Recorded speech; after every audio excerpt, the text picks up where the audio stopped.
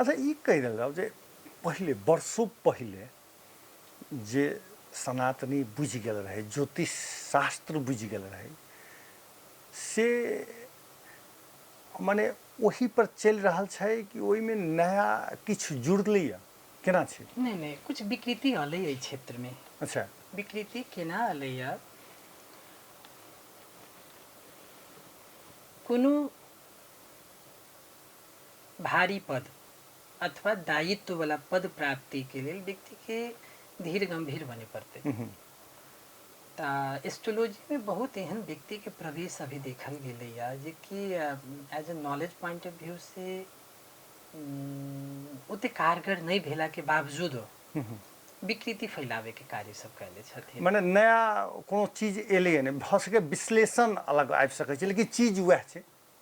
हाँ, रावण के समय में पुष्पक विमान मन के गति से उड़ी छलैया, अभी ईंधन से उड़ी है, मैकेनिज्म उहे है।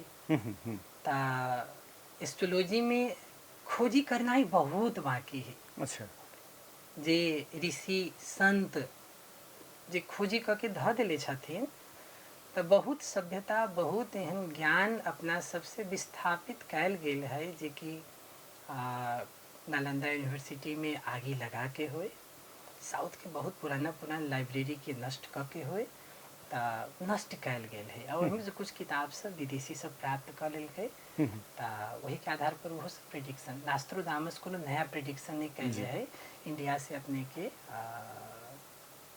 भविष्य मालिका किताब सब चुरा के ले गेल छथिन, वही के आधार पर